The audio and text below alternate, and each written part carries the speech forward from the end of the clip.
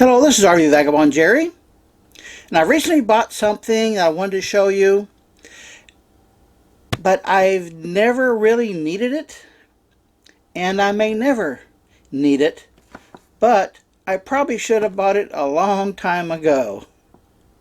It's the kind of thing where it's better to have it and not need it than to need it and not have it. So let me show you what it is.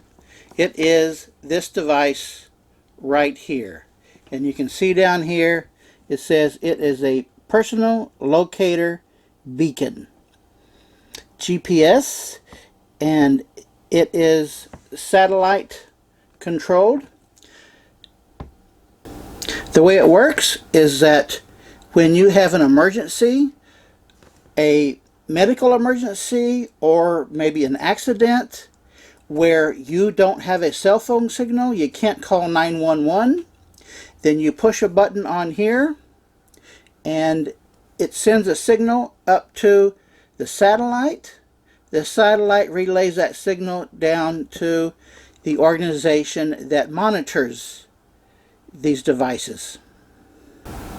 So if you're off hiking in the woods or in the desert, or if you're driving down an isolated road and you have a breakdown of your vehicle, or you have a heart attack or something like that, first you want to try and call 911.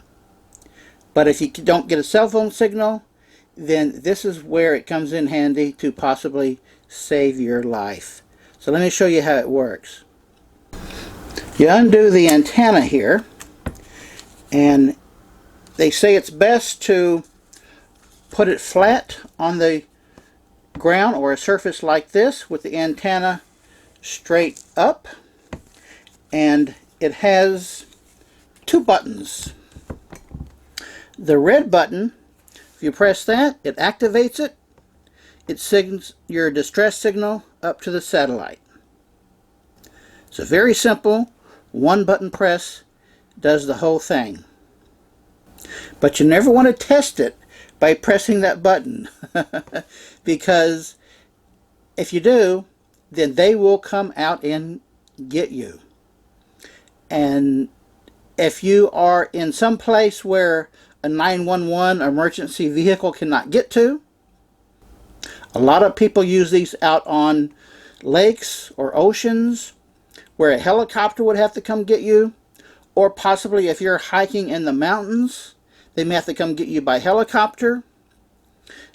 So if you press this button and they come and get you, and it turns out to be a false alarm, then they're going to bill you like $30-some thousand for that service, for sending out a helicopter to come and get you for what was supposed to be an emergency.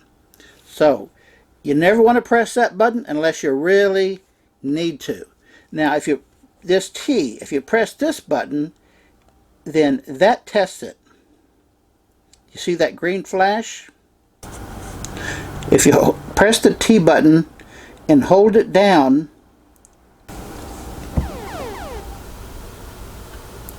self-test, pass. So you passed the test to make sure that it's working and your battery is still good. You only need to test it about once a year. The instructions say that the battery that's in here lasts about 5 to 6 years. So after 5 years, if you've never used it, then you should replace the battery just to be on the safe side. And there is a video on YouTube showing you exactly how to replace the battery. And it's a very specialized type of battery that they use in this. It comes with this Velcro strap, so if you're hiking, you can attach that to your belt or your backpack or whatever. I'm going to leave it in my motorhome, and the only time I'll take it with me when I go out probably is when I'm going to be driving my motorbike someplace that is off the main roads, maybe out into some back country, or possibly if I'm going to go hiking somewhere where I know I don't have a cell phone signal, that's when I'll actually take it with me. But for the most part, it's going to be here in the motorhome. And the GPS signal that goes up tells them exactly where you are.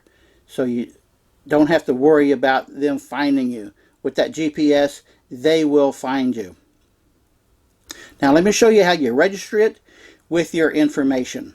You go to this website, beaconregistration.noaa.gov, and you put your information in here, but it's not going to the company that makes the beacon. It goes to the National Oceanic and Atmospheric Administration. So this is a government organization that handles these emergency calls.